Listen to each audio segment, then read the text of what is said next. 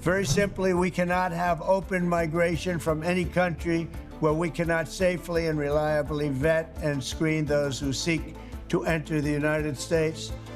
That is why today I am signing a new executive order placing travel restrictions on countries including Yemen, Somalia, Haiti, Libya, and numerous others. Travel bans are back, with President Trump reinstating one of the most controversial and defining measures from his first term. Live from Singapore, this is Insight with Haslinda Amin, where we will dive deeper into that story with crucial context and sharp analysis. Markets are focused on a bond sale in Japan, with investors watching for demand at the 30-year auction. This comes as bids for the longer end of the curve sputter around the world. What's keeping Trump up at night? Well, it seems he's struggling with the art of the deal when it comes to President Xi Jinping. His social media laments highlighting a deepening impasse. Former Australian Prime Minister Malcolm Turnbull has been at the receiving end of his ire. He joins us in just a few minutes on how the tariffs and travel bans could impact America's global standing. Let's go! And it's not just Mario. Nintendo itself has a lot riding on the Switch 2, its first new gaming system in 8 years. We'll discuss how crucial the launch is for the company and the industry. Niko Partners President and CEO Lisa Cosmas Hanson will be joining us, along with Nitish Mittersain, the CEO of India's biggest listed game developer.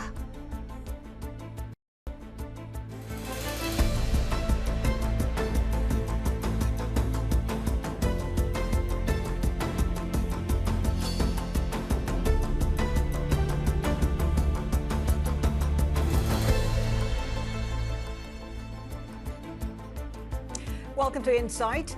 Investors are focused on Japan today and the prices and demand for three very different things. First, the Nintendo Switch 2 rise, also on the radar as prices soar. And finally, 30-year sovereign bonds. In broader Asia, stock traders are cautious ahead of that key auction in Japan for longer-dated bonds. We saw weak demand for the 20- and 40-year auctions, sending yields higher.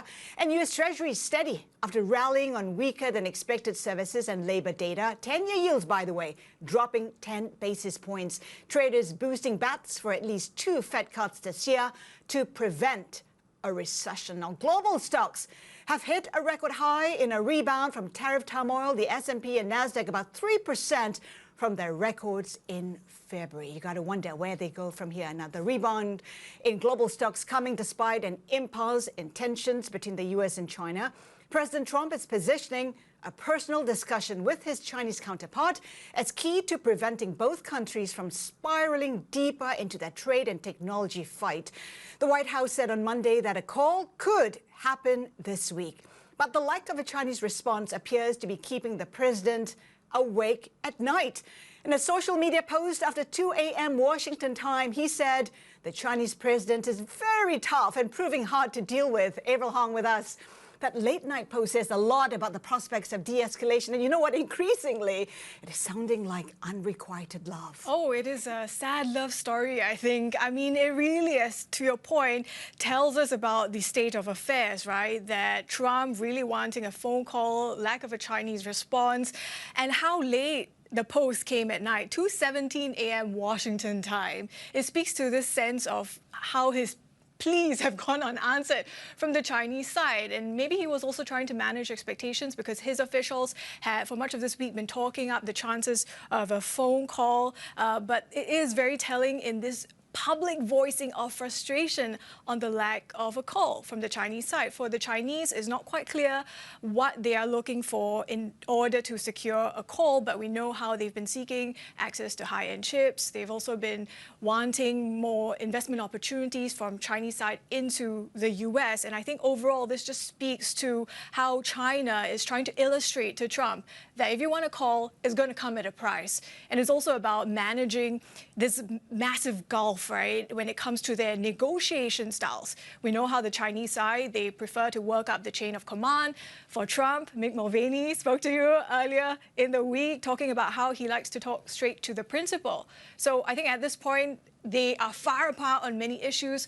When it comes to their trade truce, right, have they been violating the terms of their agreement? Then you think about tech restrictions, rare earths, student visas as well. At this point, it seems hard to see any de-escalation. The art of deal-making interpreted differently from both sides. In the meantime, though, we know that, President Xi Jinping is reaching out to the other partners. Europe is a case in point. Yeah, it's very interesting how even though the Chinese president has been giving the cold shoulder to Trump, the Chinese sides, they've been making overtures to Europe, to Japan, South Korea even. With Japan, it's pretty much this lifting of a seafood import ban that was put in place about 2 years ago. Then there's expectations of warmer ties with South Korea with the new president. For the European side, we saw the European Trade Commissioner meeting with the Chinese Commerce Minister, Wang Wentao. And we're also hearing sources telling Bloomberg there could be a massive China-Airbus deal. And put things into context as well, keep in mind how these metal tariffs that have gone into effect also gives you a sense that maybe on the EU side, there's dwindling optimism of actually achieving a transatlantic deal with the US. Let's talk about that Airbus deal. It's potentially huge. We're talking about potentially hundreds of jets. Yeah, and in the context of, sources have been telling us that it's between 200 and 500 jets, right? So in the event that is 500, it would be one of the largest deals ever. Certainly it would be one of the largest for China. And to put things into context, you keep in mind that this is really a sort of shift in the market share that Airbus has been managing to wrest back from Boeing when it comes to the Chinese side. Even if you see 300 jets as part of the deal, that would also mean it tips the balance past 50% for the Airbus share in China. And it's really, I think, at this point, a sense of China potentially sending a message to Trump because of how this would severely impact, deal a blow to Boeing. And it's also about rare earths, an area where China has domination in a way. Yeah. We know how this is China's leverage, right, when it comes to the trade fight. And we've been hearing how the EU commissioner, he had this EU trade commissioner as a priority when he met with the Chinese Commerce Minister. They managed to raise the issue, but don't forget this is also coming against the backdrop of back home in the EU. All these automakers, they're complaining about the lack of rare earths. So far, from the likes of BMW, from the likes of Mercedes, it looks like it hasn't quite affected their production at factories just yet, but they are still feeling some pain, some disruption in parts of their supply chains. And it also reminds you of the chip shortage for the auto industry in the wake of the pandemic. So, at this point, given how much leverage China has when it comes to rare earths, it's quite hard to see them relenting, even when it comes to the EU. In a very strong position at this point in time, some say. Avril Hong, thank you so much for that. Let's stay on trade. EU Economy Commissioner Valdis Dombrovskis is seeing progress in trade talks with Washington as negotiators race to prevent higher U.S. levies from taking effect on July 9th. But he also told us the bloc will not hesitate to impose counter tariffs if the deal falls through.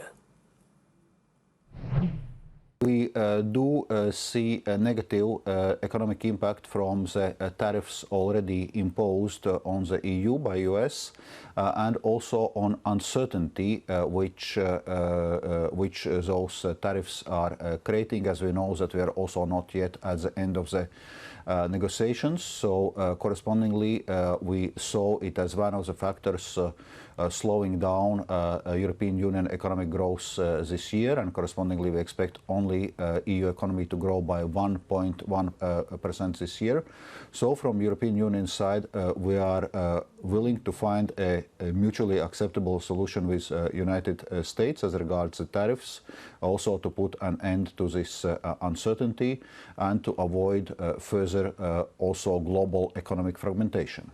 If you guys cannot reach an agreement by this, at least the deadline that the U.S. has put on you for next month, have you prepared a package of retaliatory tariffs against the U.S.?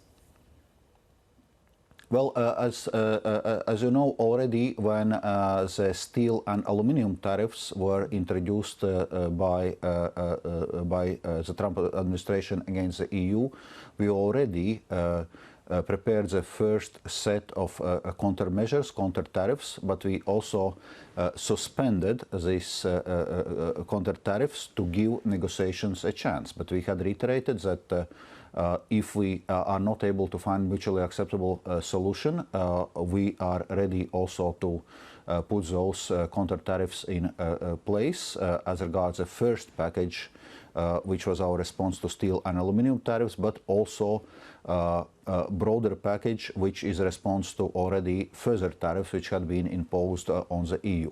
But right now, we are still negotiating. Actually, exactly today, our Trade Commissioner, Maroš Šefčovič, is in negotiations with U.S. Trade Representative, Mr. Greer, and they are making progress. Commissioner, at the same time, China has announced an agreement to buy Airbus planes, potentially 300 of them. And I wonder how much, while trade negotiations are going on with the U.S., the European Union is moving forward with some sort of discussion with China about tightening ties there.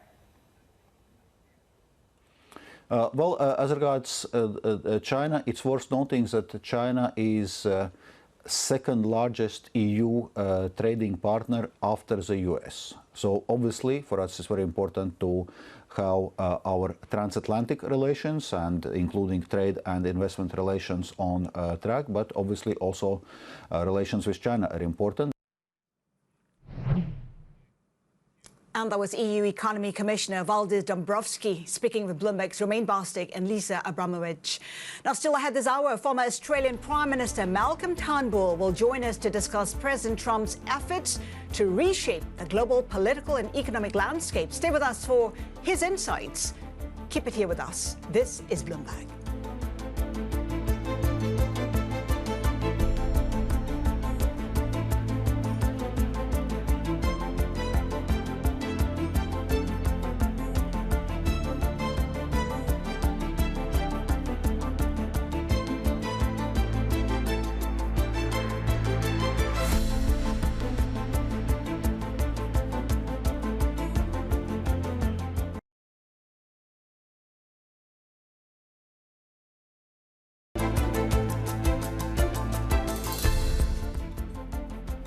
Welcome back to Insight. President Trump has signed a proclamation that bans individuals from a dozen countries from entering the U.S., reinstating one of the most controversial and defining measures from his first term. The move comes after an attack in Boulder, Colorado, that targeted a march in support of Israeli hostages. The second-term travel ban covers countries including Afghanistan, Myanmar, Iran, and Yemen. The measure also partially limits entry of people from Burundi, Cuba, Laos, Sierra Leone, Togo, Turkmenistan, as well as Venezuela. Our next guest had a famously testy phone call with President Trump in his first term and has since been a vocal critic of many of Trump's policies and his leadership style. That's earned him personal rebukes from the president as recently as this year. Joining us now is former Australian Prime Minister Malcolm Turnbull. Mr. Turnbull, good to have you with us. The Trump administration calls today's measures common sense measures in the name of national security. How are you defining that? Well, I think it's you'd think you could protect national security with a more discriminating approach. I mean, none of these countries have access to the ESTA system, so they're all subject to applying for visas. You would imagine the number of people coming into America from those countries is not that great. I would have thought that you could manage your security concerns there in a more discriminating way. And unfortunately, I think it all adds to the impression that Donald Trump is seeking to create, which is that America is much less open to the world. And you combine this with the restrictions on foreign students in the United States, the tariffs and so forth. Overall, the impression is, and this is quite deliberate, this is his policy, is that America is in large part withdrawing from the world and pushing back against the world. And so, one of the points that a lot of Trump's team have made, and Pete Hegseth made this in Singapore last week, is to say that America first doesn't mean America alone. But, I think for much of the world, that's what it actually looks like. So a more isolationist U.S., we've had reaction from Venezuela saying that it is not just a risk for Venezuelans in the U.S., it is a risk for the world. How do you see this more isolationist U.S.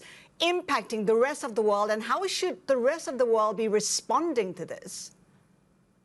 Well, look, firstly, if America is less open to the rest of the world, that's not good for America. It's not good for anyone.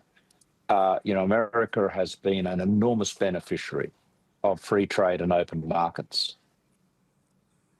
Free trade and open markets in goods and services, but in people, in ideas. You look at the leaders of America's greatest companies. So many of them are immigrants or the children of immigrants. So many of them are people that came to America to study as foreign students. America would not have companies with the strength that it does today had it not been for all of those brilliant minds that have been attracted to the United States. There is a sort of global race for talent, and America's been the biggest magnet for that. And if it's seeking to push that talent away, at the earliest level, at the level of students, that will be to America's detriment. What should the rest of the world do? Well, look, we don't have a vote, so we, and Donald Trump's certainly not going to listen to anybody else. He doesn't listen to too many people at all, but certainly he's not going to listen to foreigners telling him how to run the United States. We shouldn't presume to do so. But I think what we have to do is work together. Like-minded countries who share the same values of free trade, open markets, rule of law, respect for the sovereignty of nations, all of those values that we used to share with American presidents, we don't currently. We've got to work together and collaborate outside of the United States. I mean, this is not, it's America that stepped out of the room, okay? So we just have to keep on. And I mean, in this part of the world, in Asia, a great example is the CPTPP, the Trans-Pacific Partnership, which was an Obama-era initiative, you'd remember. Trump pulled out of it in 2017. We kept it going. I was able to persuade Shinzo Abe that Japan was the remaining largest economy, that we should keep going with it. And we did. It's up and running. The UK has now joined. The EU is looking to, can't really join because it's not, well, it could, I suppose, if the parties agreed, but it's more likely to have a close association. You've just got to build these alliances of like-minded countries together to work without the US. And that's, hopefully the US will change its mind. Mr. Turnbull, let's talk about the trade war. It's day 64. We're seeing the highest tariffs since World War II. We're seeing backflips on backflips on backflips when it comes to, Trump's policy agenda. For someone who's dealt personally with Trump, how are you reading his moves so far?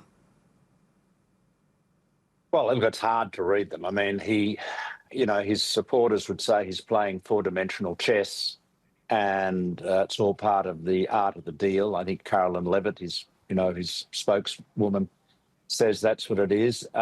It looks very chaotic. I think the uncertainty and the chaos and the erratic nature of all these pronouncements is having as negative an impact on investment and economic activity and capital formation as the tariffs themselves would, assuming they could stay fixed for a particular, for any sustained period of time. So, none of this is good. I think we'll you've only got to look at the OECD's latest economic forecasts. Right. They're forecasting a considerable downtick. I'm sure you covered it extensively here on Bloomberg, but significant downturn in global economic growth because of this tariff war. So, the Trump supporters believe that he knows something that nobody else does, and that Trump somehow or other has got it all worked out. Well, we'll see. We'll see if he gets confronted with economic reality and whether that changes his course. But none of it is helpful, obviously. He's known as the deal maker, but it's been so difficult for him to actually deal with Xi Jinping, his counterpart in China. And he's talked about your own ability to deal with China. In fact, he said you never understood what was going on with China, nor did you have the capacity to do so. How are you assessing his capacity to deal with China? Well, it's funny. He posted that rather, abusive post shortly after I did an interview with Bloomberg. So this is a dangerous place for me to be on Bloomberg because he watches it. And that post went up just as I was walking out of your studio in Sydney. And, what I said in the post was honestly a penetrating glimpse of the obvious. Heidi, your colleague in Sydney, had asked me how China would react to all of this chaos and so forth. And I said, China will take advantage of it. They'll go on a charm offensive, which they have. They will seek to be consistent and constructive where Trump is erratic and, angry. And they're doing all of that. And this wasn't a great insight, but it riled the president up.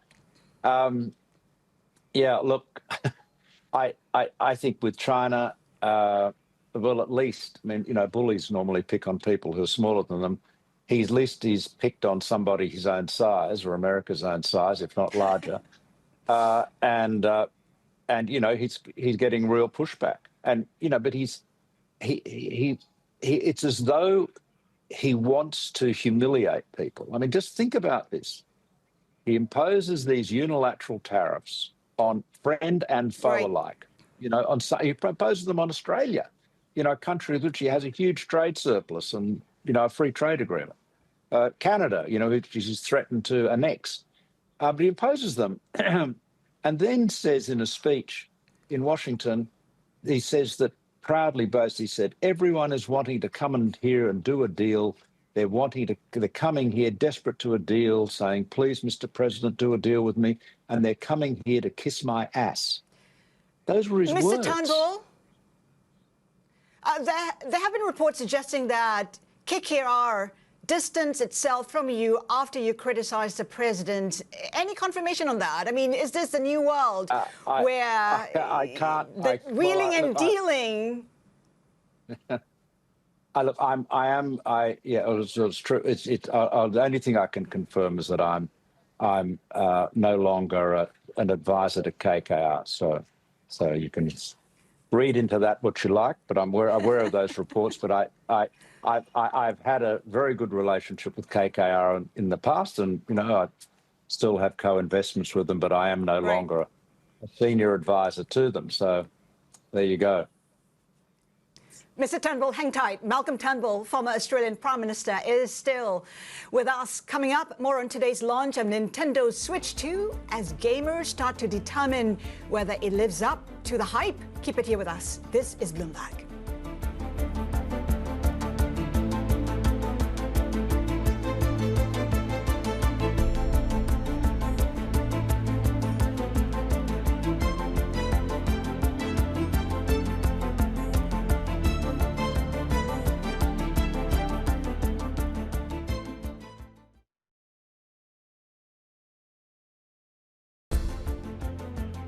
Sentiment has changed. The whole tariff events have impacted mostly, I would say, the growth in the U.S. Market forces, the so-called bond vigilantes, have woken up those to the concern about the growing deficit in the United States. They are starting to pause or slow down, at least, their allocations to the U.S. Bomb that people are watching is tax policies and potentially a tax war. Right now, the big focus is on rates and the deficit, obviously, as the current administration is focusing on their big, beautiful bill. some of our guests at this year's Super Return Conference in Berlin. Now let's get back to former Australian Prime Minister Malcolm Turnbull, who is still with us. Mr. Turnbull, we know that tariffs are forcing countries to reassess who they trade with. And increasingly, there is that perception that Asia perhaps will be turning more towards China as well as Europe. What are you seeing currently? Well, I mean, the first thing is it's very hard to find a substitute for the American market. So, for most exporters into the United States, losing access to the US market is, if that's the result, is going to be very hard to remedy. Having said that, everyone should seek to have diversity in their markets. You shouldn't be overly dependent on any one market. And so you're seeing, people looking at opening up more free trade agreements. I mentioned earlier the European Union. President Macron flagged this last Friday in Singapore, seeking a closer association with the TPP, with the Trans-Pacific Partnership. Australia has had free trade negotiations with Europe. They started when I was PM. They basically came to an end a couple of years ago because the parties couldn't get to an agreement.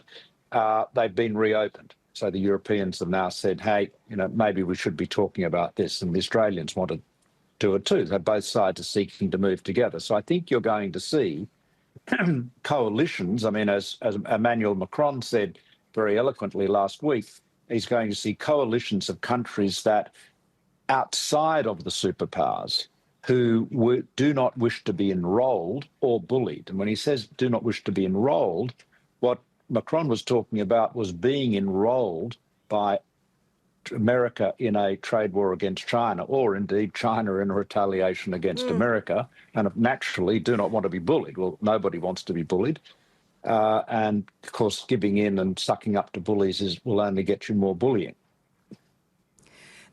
Mr. Turnbull, how much pressure is Australia getting from the US? I'm asking this question on the basis of the Port of Darwin. There seems to be great urgency to have the Port of Darwin under the ownership of Australia from China. How much is this has to do with the US? Well, look, I think the Americans have never been happy about that. Actually, the Port of Darwin sale was announced just as I became Prime Minister. In fact, the federal government's decision to not object to the sale, which was a sale by the local Northern Territory government, was made literally just before I became Prime Minister, the day before, I think, actually. Look, our assessment at the time was that this wasn't a security issue, wasn't a problem. It was assessed by our security people, head of defence, head of ASIO and so forth. Initially the Americans' concern was that they hadn't been warned about it, which wasn't true. I mean, it was a public process. But look, times have changed, truthfully, and I can well understand why there's a discomfort about there being a Chinese company owning, port facilities in Darwin. And so I imagine that there will be, through one process or another, hopefully a consensual one, where it will be acquired by an Australian company, Australian investors. I guess the question is whether the Albanese government is right in imposing tough measures to take it back. Well, it's up. Yeah, I guess it's entirely up to them. I mean, the Northern Territory government could do it too. It is. But equally, it could be done voluntarily, consensually. It wouldn't seem to be an asset that China would want to make a gigantic issue over. Maybe they will, but it's something that the government will try to manage as delicately as they can. I mean, let's face it, an Australian company wouldn't be able to buy part of a port facility in China.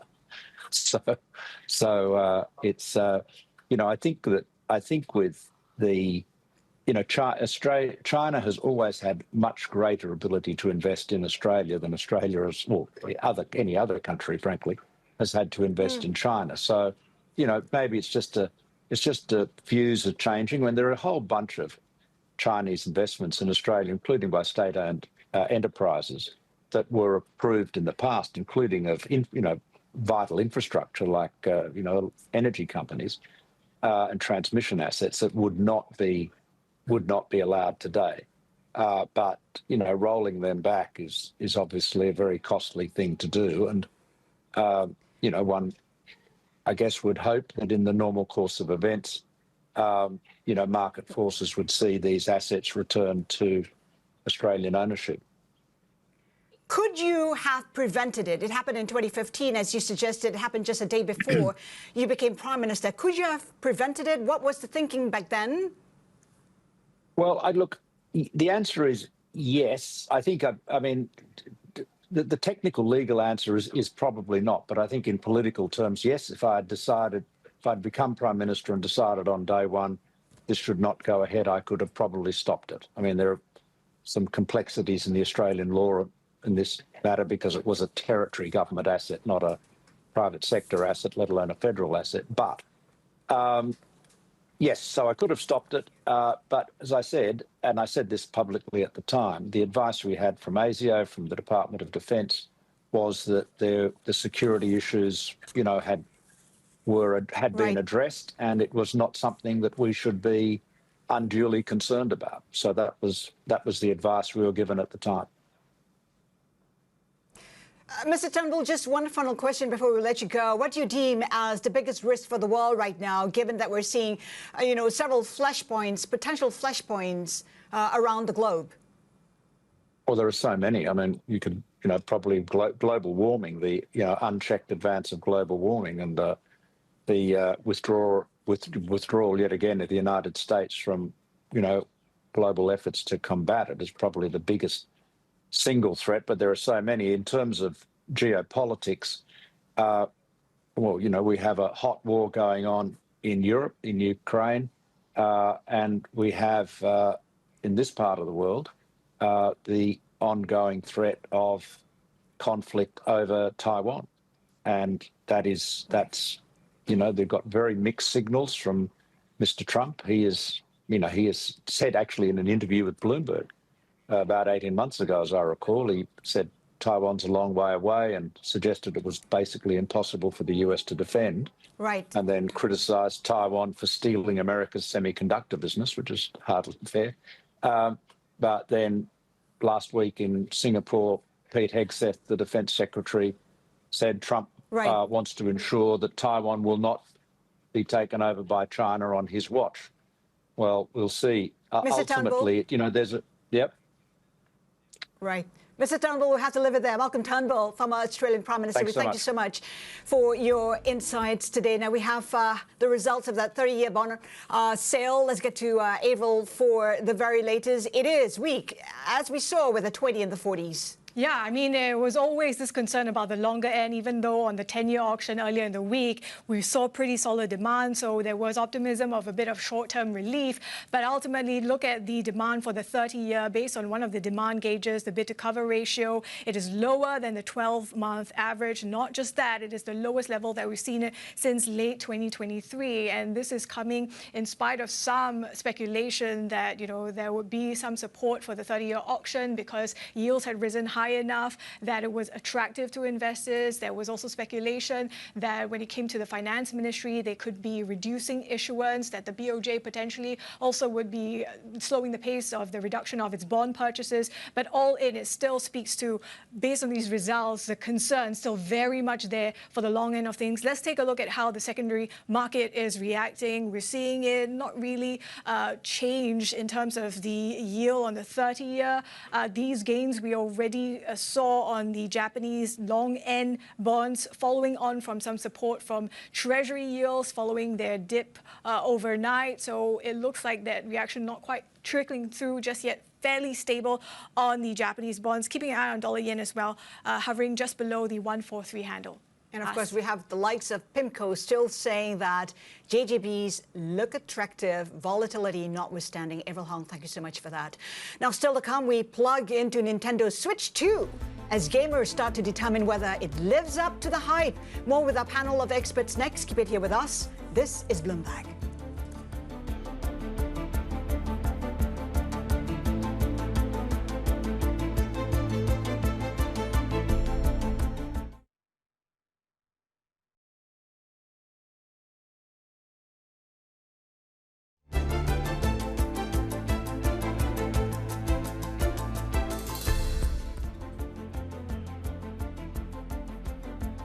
After 8 years since the original Switch console, Nintendo's highly anticipated Switch 2 is hitting the shelves.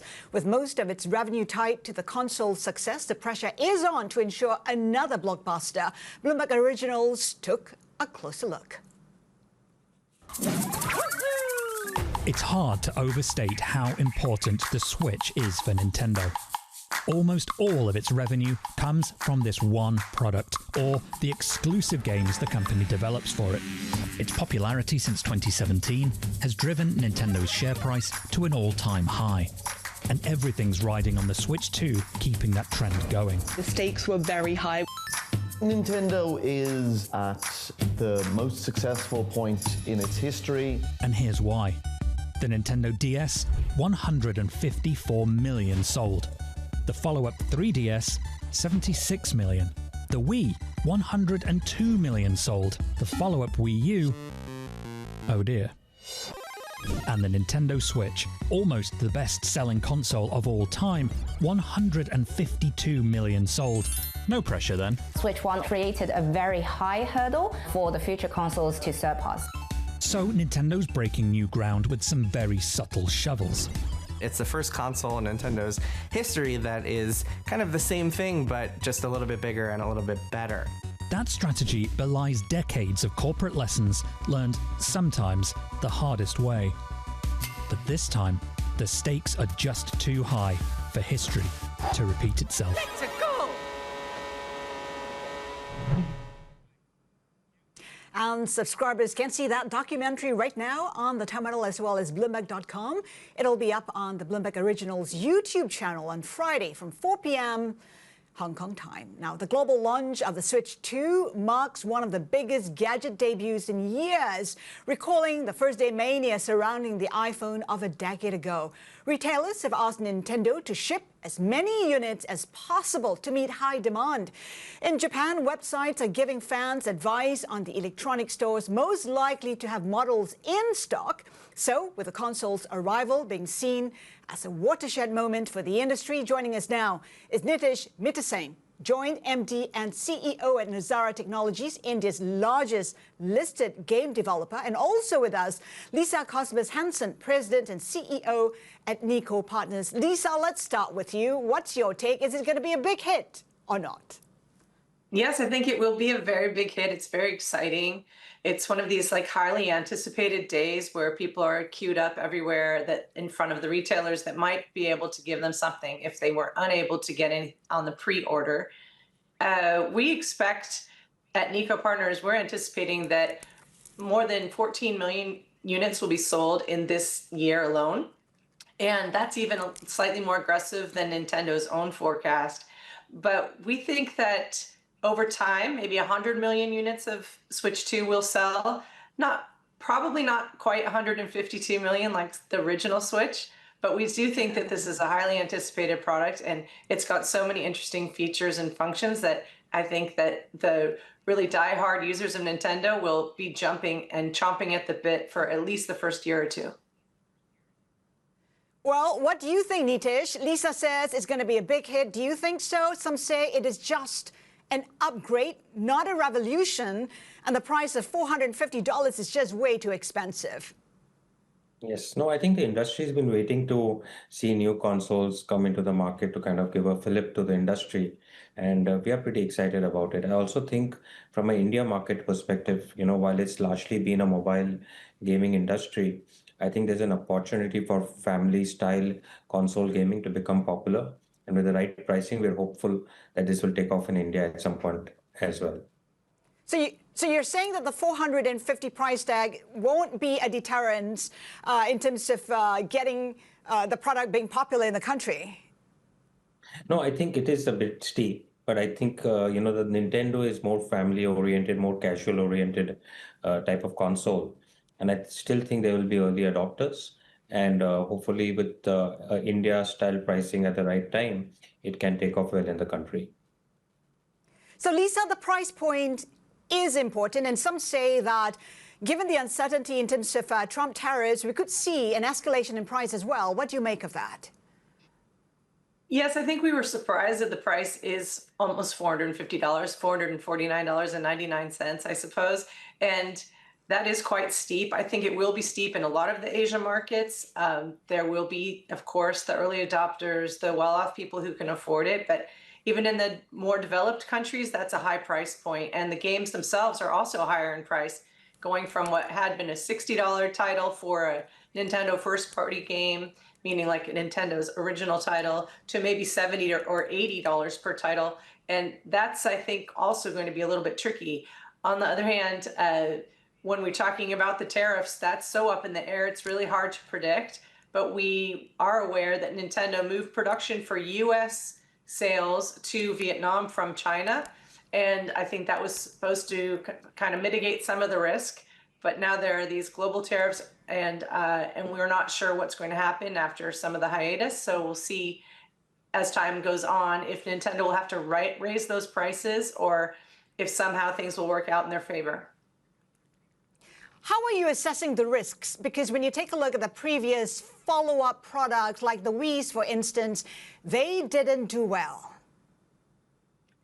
Right. Well, I think this is interesting because there's a lot of backwards compatibility, and the new features such as game chat or the improved Joy-Con or the larger screen and the really cool NVIDIA processor, I think it's going to be such an improvement, and you could still play all the games you had played. The console has been in people's hands for, up to 8 years now, and it might be time for people to upgrade and maybe share with family members or whatever the case may be. And I think that there will be a lot of popularity and demand for this, assuming that people can still buy it for $450 and the games are what they expect. If things go north from there, then it's anybody's guess. Nitish, is this tempting enough for Nazara to get into console games from being mainly mobile games? It's very good timing for us. We've been purely in mobile gaming for the last 2 decades, but only recently, as of last month, we acquired Curve Games in the UK, which is an established publisher of PC and console games.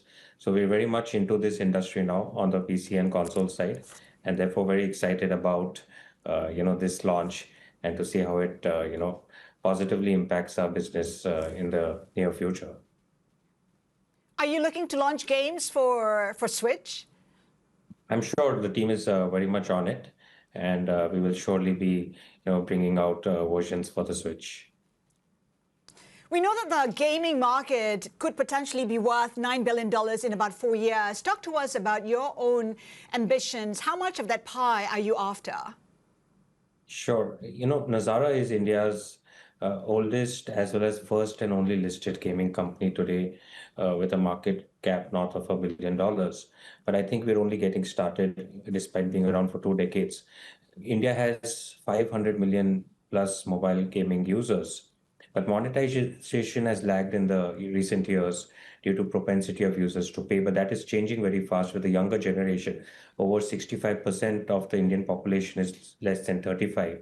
And for them, mobile first gaming is becoming, their go-to entertainment. So we think these targets could potentially be met or surpassed.